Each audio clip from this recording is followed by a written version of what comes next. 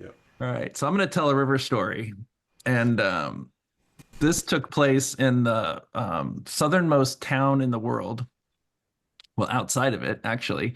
In 1999, I went to Patagonia to be as far away from civilization as possible when the year 2000 hit, because it was like Y2K and what's going to happen. And I thought, well, I want to be in a place where the next day is the same as every other day. It could just be in nature. It's not January 1st. It's whatever. It's just a new day. It's a new day. So, leading up to that trip, it was like just before Christmas. So it was like the 23rd. We went on like a practice kind of expedition hike. There was five of us, me and four friends, and we were in Ushuaia, which is in southern tip of South America in Argentina. And so here you can see the Straits of Magellan. If you don't take the Panama Canal, this is where the boats used to go through. And this is the town here. And there's this mountain range back behind it, national park. And so we decided to spend one night trekking up over the shoulder of it and down the other side. And we had the Lonely Planet guidebook.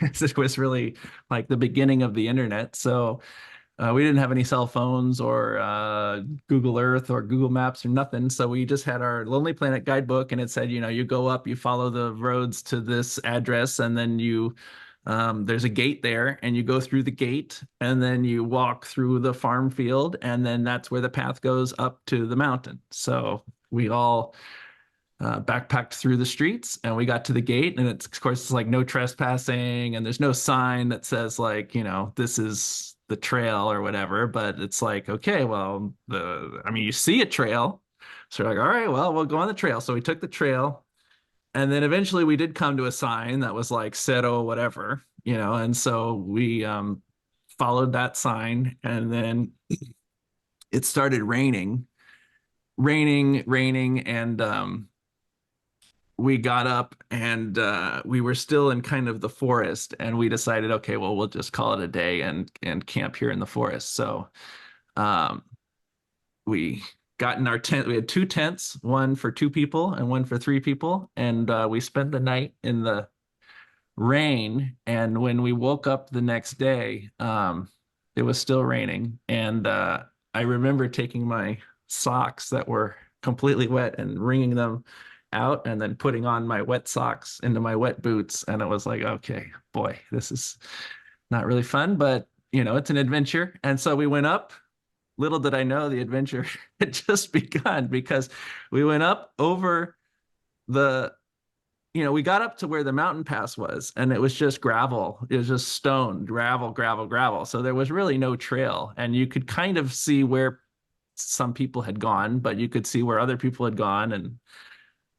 And we went up and over and down the other side. And when we came down the other side, we couldn't find any trail at all. And so then the question was, well, there's no trail. Do we go back up over the mountain pass and back, try to find the way we came? Which I guess would have been the better idea. But of course, it's always like, well, it's more work, maybe. We thought it would be more work to go back up and over.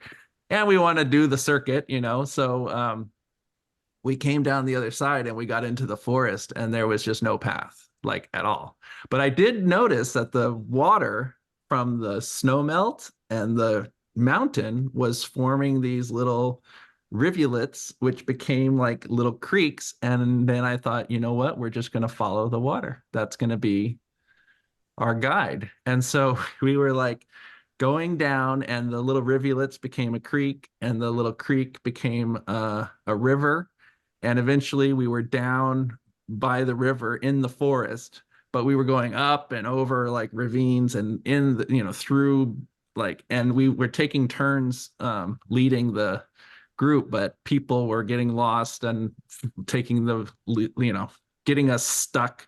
So we'd have to like turn back and then keep an eye on the river, following it back around. And so they kind of trusted me, and I had a really, for some reason, a really good sense of finding my way through this forest. And we followed the river along, and then we came to a giant lake because we found out that there were these beavers that had been invasive species and chewed up all these and made an entire humongous lake and flooded this forest. And so we had to go all the way around this lake, back around to the river, and we kept following it. And you can actually see it on this. I never did this before, but I went back to Google Earth to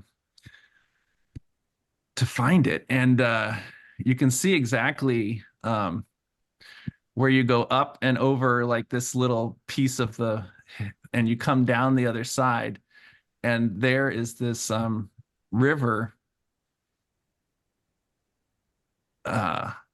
Here's the river. Here's the flooded forest, this whole red area. But you can see the river continues along, and we made it. I never saw this bridge, Puente, but maybe the bridge wasn't there back then. But we followed this river along, and eventually we came to this road, this little dirt road, and we left the river and we came on the dirt road, and we started walking into this town. And eventually there was a truck, and the truck gave us a hitchhike ride back to the town and into Ushuaia again. And then we got back to our hostel, and we were all so wet. We just took all our clothes and put it on hung it up in this hostel and basically made a wet sauna because it was like so steamy with all of our wet clothes and everything. But it was really the river that saved us, because we got up into the mountain and we came down the other side, and we just followed the river, and the river is what brought us back to civilization and gave us the direction, because we knew the river was just going one direction and we wouldn't be walking in circles, out there behind the mountain. And I guess we had enough sense that the river was leading back toward the city and not just off into the national park. But it was like trusting the river and trusting the path, and it ended up being really incredible experience. That's the most wild I've ever been in my life. I've never been in that far away from civilization ever in my life, still to this day, as that experience. So